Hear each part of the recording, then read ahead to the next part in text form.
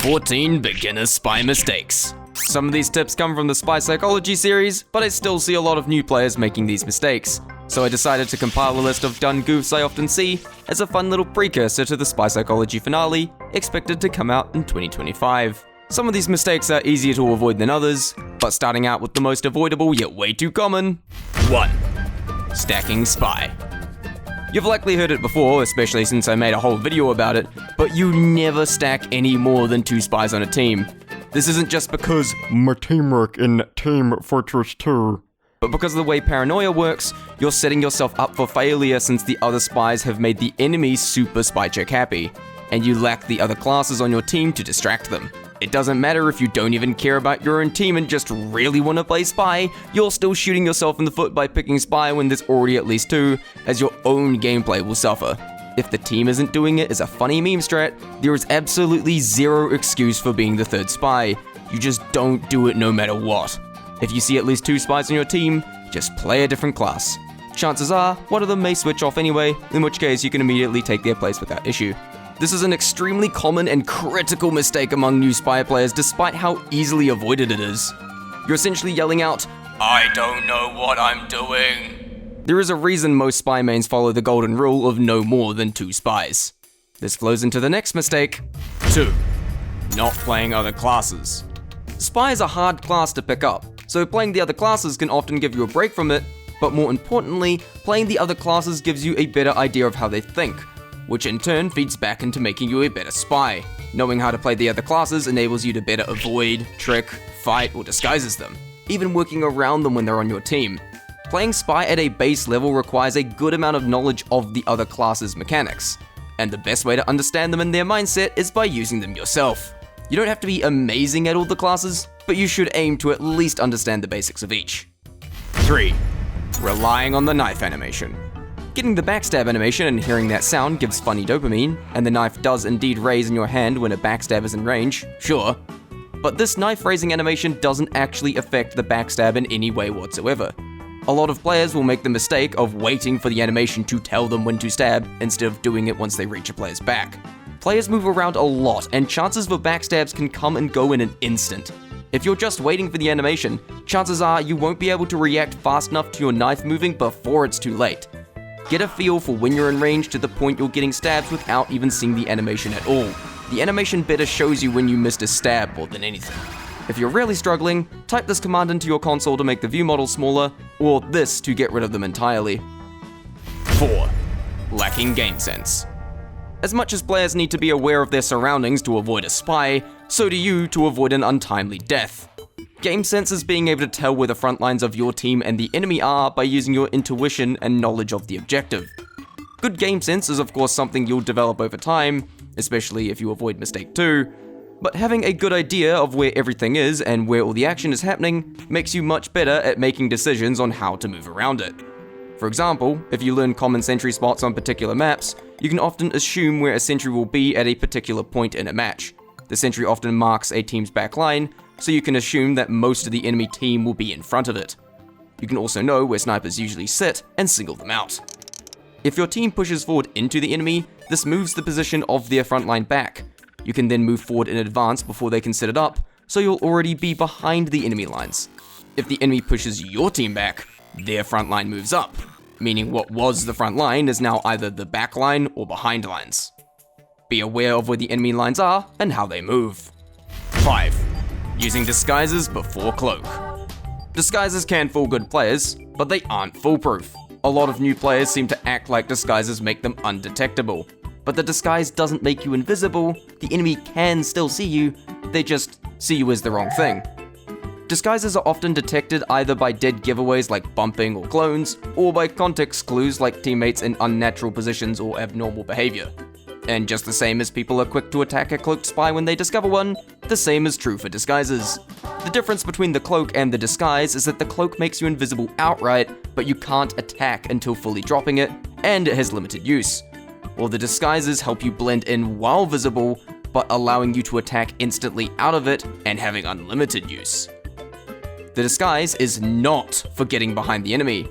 That's the cloak's job. Disguises help you blend in once you're already there. Think of disguises as a secondary layer of stealth after the cloak. And of course remember, you are trying to blend in, so make sure you disguise as a class that makes sense and act like them.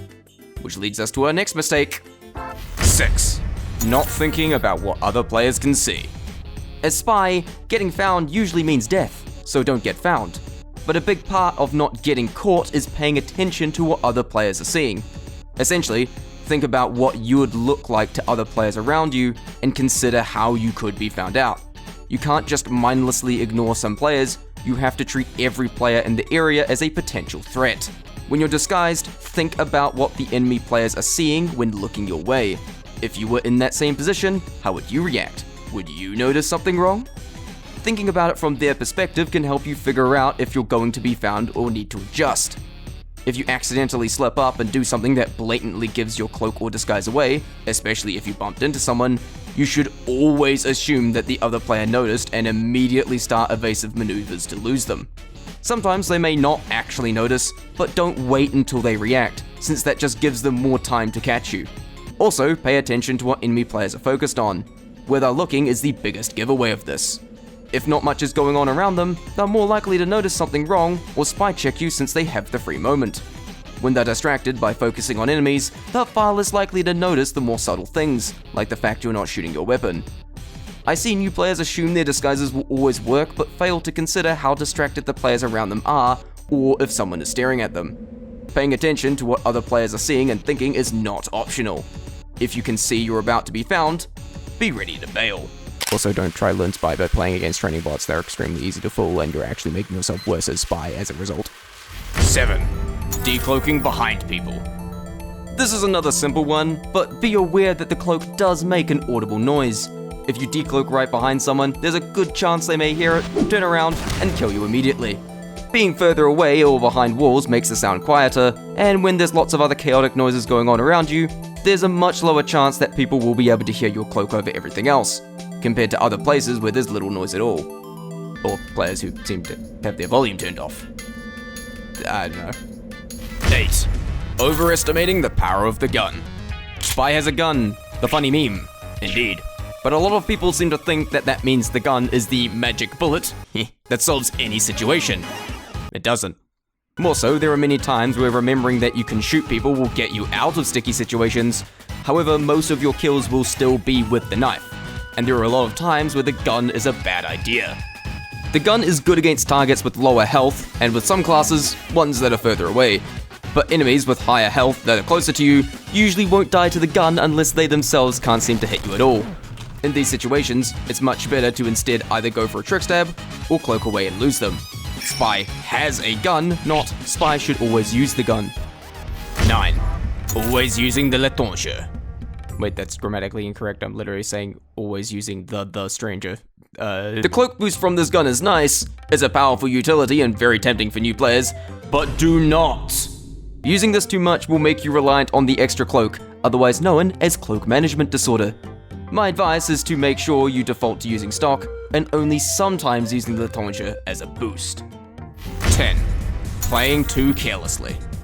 This extends from mistake 6, but you need to pay attention and think strategically. Rushing in too fast before you think and consider the risks of what you're doing will often get you killed. If you play Spy with a WM1 mentality, you're going to have a bad time. Sometimes you will just need to wait and be patient before you can make your play. But on the other end of that spectrum, 11. Playing too passively. Because Spy dies so easily, some newer players play Spy incredibly passively to avoid dying constantly, only waiting for the perfect opportunity to show up with a 100% chance of success. But that opportunity will never come, because it doesn't exist. Any play you make can fail, and you need to be able to take risks sometimes. Actually, a lot of the time. The other problem with playing too passively is that you think way too hard about whether you want to go in or not, to the point that when a good chance does come up, you take so long to decide to go in that it's usually gone by the time you do. If you're sitting in the corner for minutes on end doing nothing, that's no better than always being dead.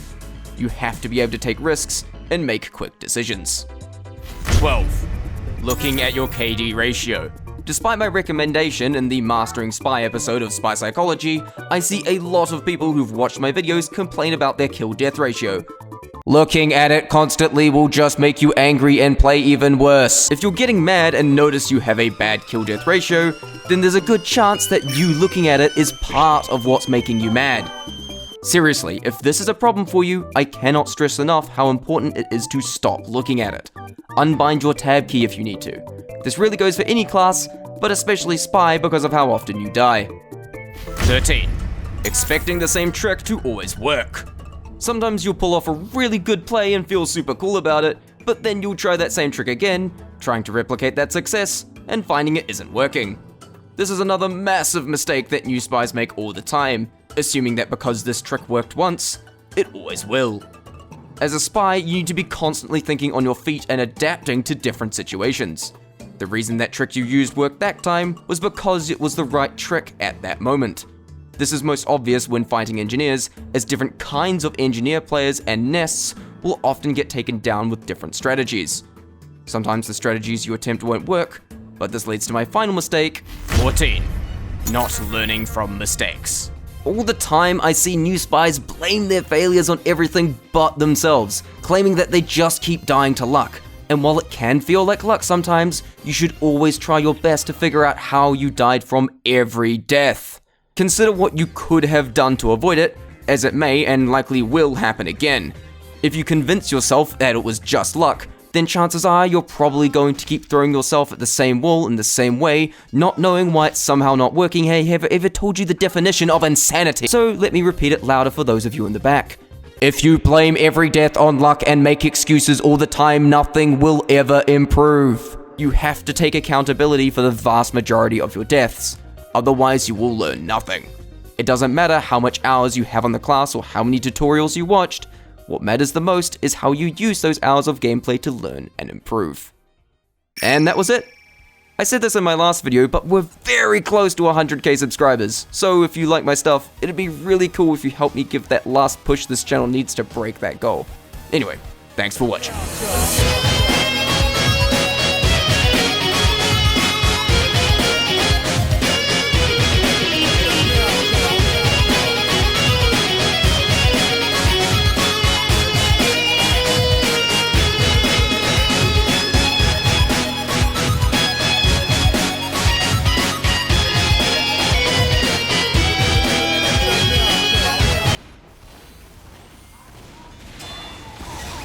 That shouldn't have worked. Oh my god, the bots are dumb.